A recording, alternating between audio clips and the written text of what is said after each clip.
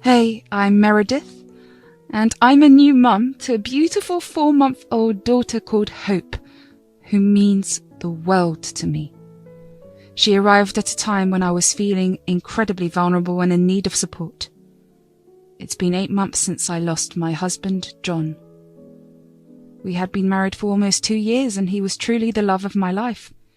He was the first real relationship I ever had, and I always hoped he might be the last.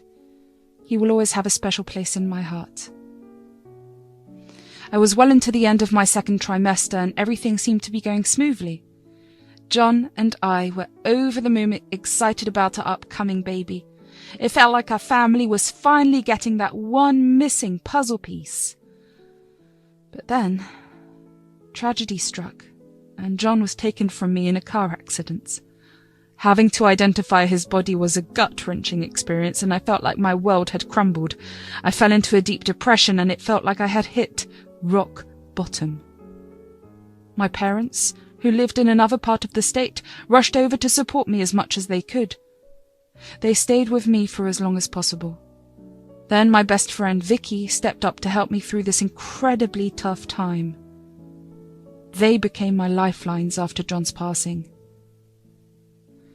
My in-laws, Lindsay and Pharrell, had always been kind and loving towards me, considering me a part of their family. However, things took an unexpected turn one day after John's death. Vicky had moved in with me temporarily until the baby arrived. I was almost a month away from my due date, and given everything I'd been through, being alone wasn't the best idea. One day, out of the blue, Lindsay and Pharrell showed up at my place. It was a surprise visit, but they had been visiting me frequently. Vicky wasn't home, and I was all by myself.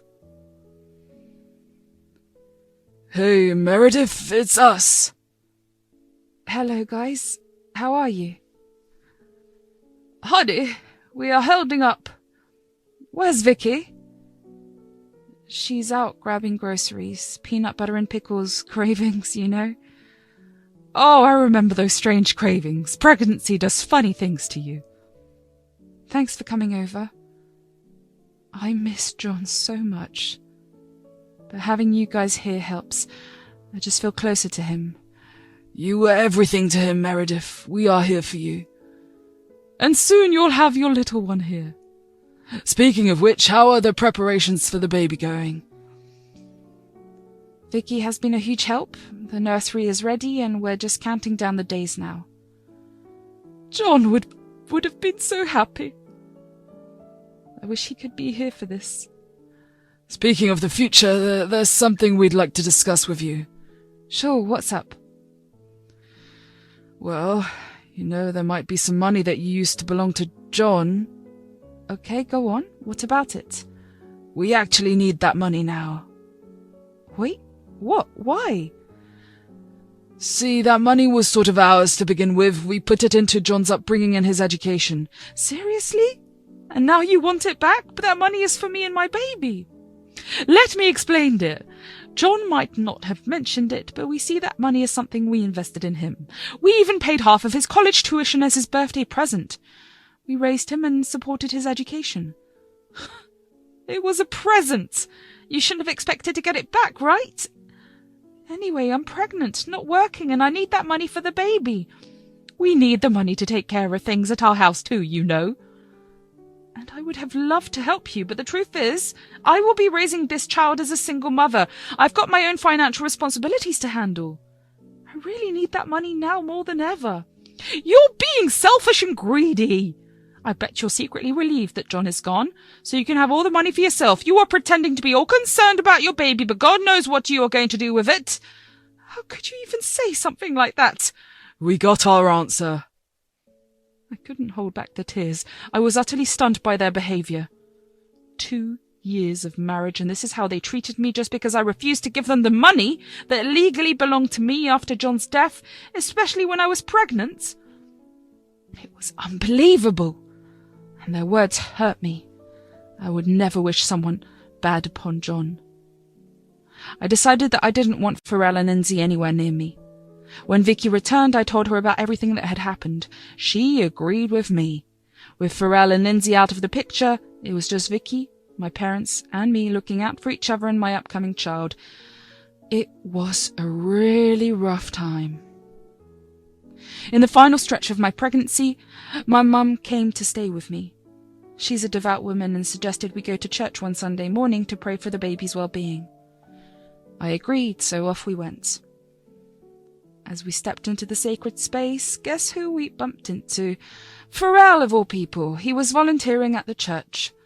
My mum sensed things could get awkward, so she recommended we keep our church visits short and sweet. We prayed for the baby and left when the service ended. Before we could make a quiet exit, though, Pharrell came up to us. Hey, Meredith, can we chat for a sec? Sorry, Pharrell, but my daughter doesn't want to talk to you. It's all right, Mum. What's up, Pharrell? Look, I'm sorry about the other day. Actually, both of us are. You know, Lindsay called you and all. Yeah, she did. I received all her voicemails. Well, she's regretful for what she said. It wasn't cool, and she didn't mean any of it. She's having a tough time dealing with losing Jung, and she kinda lost it. So could you maybe think about giving us another chance? What she said was way out of line, you know. Yeah, we get that. We said some messed up stuff too. But can we try to make things right? Maybe give Lindsay a call? All right, I'll consider it. I went back home and mulled over what Pharrell had said. It occurred to me that they had lost their son. It wasn't just me who had lost their husband. So I decided to give Lindsay a call. Hey, Lindsay. Hello, Meredith. How are you holding up? Well, with the baby due in a month, it's getting more nerve-wracking by the day. I remember those days well. It can be incredibly daunting, especially considering John's passing. You didn't just lose your husband, you lost the father of your child. I'm truly sorry for my words the other day. You always brought happiness to my son. I appreciate your apology. I'm sorry for not returning your calls earlier. Your grief over losing your son is just as valid. Meredith, you're still a part of our family. I've been thinking, despite your reservations about a baby shower, how about we host a small gathering at our place? It would only include us, a few of our close family friends. I'm not sure if it's a good idea. It's getting quite late in the pregnancy. Don't worry, Meredith. We'll take care of everything. Consider it a gift from us to you. Well, okay. I'm in. I'll send you the details via text. Sure, it was a really sweet thing of Lindsay to organise the baby shower, even though I hadn't initially wanted one. I talked it over with my mum, and she thought it was a nice idea too. The next day, Lindsay texted me asking for a guest list with the number of people, and the baby shower was set for 2 days later. She told me to dress nicely, relax, and just enjoy the party at her place. Honestly, I was looking forward to it. We hadn't done anything fun since John passed away. So I sent her the guest list and went shopping for a maternity dress with my mum. When the day of the baby shower arrived, I went to Lindsay and Pharrell's place, and it was beautifully decorated with balloons and flowers. My friends had also gathered there. But little did I know that Lindsay would turn the baby shower into a cry-fest for me. The issue came up because I invited one of my male friends from school, Chris, to the event. He had also been at John's funeral and was friends with him. He came up to me. Hey, Meredith, how are you holding up? Chris, it's been a roller coaster, but I'm hanging in there. Thanks for being here. Of course, I wouldn't miss this for the world. You're looking great, by the way. Thanks, Chris. It's been a tough few months, but I'm excited to meet my baby soon. John would have been thrilled. I know he would have made an amazing dad. Yeah, he would have. It's hard knowing our child won't get to know him. He'll live on in your hearts, Meredith, and in this little one. You're right. I promise I'll be there for you and your baby. Thank you, Chris. That means a lot to me. Chris was just being friendly. He was married and there was absolutely no sort of flirting going on, but for some reason Lindsay heard us talking and got fixated on this and pulled me aside into her room saying she wanted to talk about something.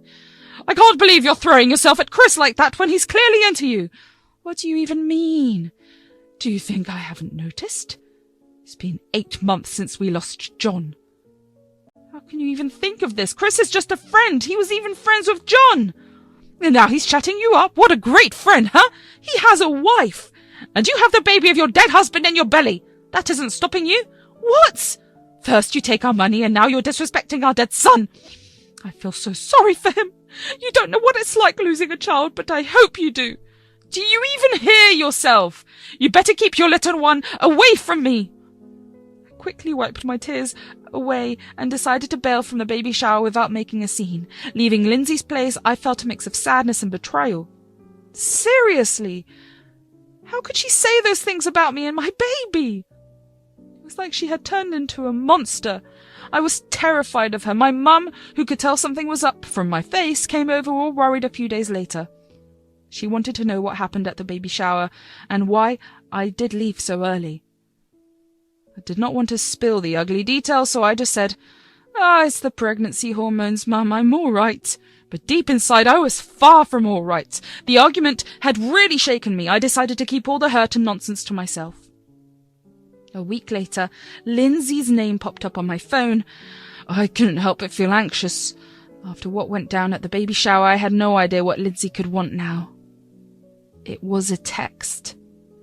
I'm really sorry for what happened at the baby shower, Meredith. My emotions got the best of me and I said things I shouldn't have. I overreacted. I deeply regret my words. Of course I'd love to be a part of the grandchild's life. So here's my offer. When you're ready to welcome the baby, please drop me a message. I'd be crushed if I didn't get to meet the little one. I chose not to dwell on Lindsay's message, as forgiving her for her earlier accusations was enough for me. However, her hurtful comments about the baby remained a nagging thought in my mind. I decided to set it aside, as I had more pressing matters to attend to in the coming days. Then the long-awaited day arrived. My water broke and labour pains set in. My mum called Vicky to drive us to the hospital. I was admitted and the whole delivery process went down. Finally, I gave birth to a beautiful baby girl and I named her Hope. I couldn't help but notice how she had inherited her father's nose and lips. Don's memory lived on through her. After spending a night at the hospital, the following day arrived, and my emotions swelled. I wished John could be there with me, and it hit me hard. In a moment of overwhelming emotions, I decided to call Lindsay and Pharrell. I just needed some connection to John, even if it was through his parents. Lindsay was super thankful on the phone, saying thank you a gazillion times, and assured me that she and Pharrell would be at the hospital within an hour. After that call, I sent my mum and Vicky home to freshen up, deciding to catch a quick nap until Lindsay and Pharrell arrived. When I woke up, I was met by a surprising sight. Pharrell was standing right in front of me, but Lindsay was nowhere to be seen. As I glanced around, I realized that Hope, my precious baby, was also missing from the room. I panicked. Where is Hope? Where is my baby, Pharrell? Calm down, Meredith. Where did Lindsay take her? Please tell me she is with Lindsay. Yes, she is. Lindsay was here just a minute ago before you woke up. She took the baby with her. Can you please ask Lindsay to bring her back into the room? Not yet. What do you mean? Let's get started. I want to assure you that your daughter is fine for now. What kind of sick prank is this? I trust her and let her into the delivery room and she does this? Shush, shush, shush. It's not a prank. Now listen to me and don't say a word until I'm done. Lindsay took the baby with her. I can't tell you where, but don't worry. You need to do something for me. Transfer all the money to my account now. What's all this craziness for? Money? I want my baby back. I will call someone. Try to shout and I will text Lindsay. I can't assure your daughter's safety if you do. All right, get me my phone. I will transfer everything I have to you. I took my phone and my hands were shaking as I transferred the money to Pharrell's account. Pharrell checked his phone. That's like a good daughter-in-law. Could you please call Lindsay and tell her to bring Hope back? Okay. Pharrell left the room, leaving me with a lot of questions. Where was he off to? What did he plan to do with my little girl? Given my weakened state from the blood loss, I could not move on my own. Frantic, I called Vicky and recounted the horrifying situation. She assured me that she would be there as soon as possible. I sat in the room, anxiety gripping me tightly. I was helpless, waiting for Vicky to arrive. But then about 20 minutes later, a nurse entered the room, cradling Hope in her arms.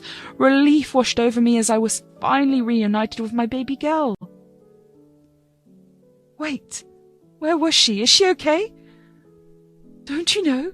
She was with your mother-in-law. She just brought your daughter to me and told me to give her to you. Do you know where she took her? Is she all right? I thought she was in the nursery, but I'm not entirely sure. Don't worry, your daughter is perfectly fine.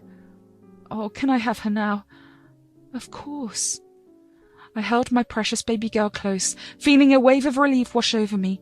Vicky arrived not long after, and I shared the entire incident with her. I did not hold back, and I even confided in her about the uncomfortable situation at the baby shower. Vicky was furious. A few days later, I was finally given the green light to go home. With everything out in the open and my mother having returned home, I made a significant decision. I could not let my in-laws get away with what they had done. They had taken my daughter from the hospital, even if it was just for about 45 minutes. So after everything that went down, I knew I had to take some serious action. I hired a lawyer. Not just any lawyer. Chris. Our first move was to get our hands on any evidence we could find. Hospitals usually have these security cameras everywhere, and we thought they might have captured what really happened with Hope and Lindsay. Chris worked his magic, and soon we were watching the security footage from his office. We could see Lindsay holding Hope leaving the hospital. The timestamp on the video was crystal clear. My baby was taken away, even if just for a short time. It was a cold, hard fact staring us in the face. But the video also showed Lindsay coming back to the hospital later with Hope. This footage was like gold for our case. Then there was the timing of the money transfer. It was like the puzzle piece that just clicked perfectly into place. The money moved when Hope was taken. Chris built a solid case, making it clear they messed up big time, and no one could ignore the evidence against them. Before I decided to bring in law enforcement to make this a full-blown legal case, I felt a need to have a conversation with Lindsay and Pharrell. Vicky agreed to look after Hope while I went over to their place to confront them. You seem to be enjoying that money I transferred, don't you? That money is ours now. Get over it. You not only manipulated and blackmailed me into giving you what was rightfully mine, but you also kidnapped my daughter. Do you know that is a crime? Kidnapping is a strong word, Meredith. I just took her out for some fresh air. You know, Lindsay, it's hard to understand your intentions. First, it's all about John's money. Then at the baby shower, you accuse me of disrespecting him. Can you pick a side? Aren't you tired of playing the victim, the mother who lost her son, when all you seemed to care about was the money? If John was here today, he would be ashamed and disgusted by you and what you did to me and his daughter. He would have never forgiven you. John's gone, Meredith. He's history. We could not care less. Time for you to get your pathetic life together as well. What a remarkable father you are, Pharrell. If this is about money, you better leave. I only dropped by to give you a heads up. You'll be hearing from the cops soon enough, so better call your lawyer, Lindsay. As time ticked on, things started to look up. Those two, Lindsay and Pharrell, well, they got what they deserved. The evidence was stacked against them, and security footage from the hospital and the timing of the money transfer, it all pointed to their guilt. Justice was served with a side of karma. They ended up in the prison for a year. Yeah, they had to pay back every single cent they took from me. It was not just a win for me, but for Hope and John's memory too. With the money safely back into my account, I decided it was time for a fresh start. So, I sold our house, full of memories, both good and bad. It was tough saying goodbye to that chapter of my life, but it needed to be done. I did not want to live in the shadows of the past anymore. I moved to a snug neighbourhood close to my parents' place. Having real family nearby is a game changer. I decided to put my experiences to good use. I joined support groups for single mums who'd been through similar things. Being there for them helped me heal too. Every day is a new chapter in this single mum's journey. I wake up motivated to be the best mum I can be for Hope. I'm determined to provide Hope with a loving, stable and happy life. Recently, I've been contemplating a career comeback now that I have my parents to look after Hope, so I'll be diving into that. Each day as we create new memories together, I'm reminded that we can find light even in the darkest of times. Hope has brought warmth and purpose back into my life, and for that, I am eternally grateful.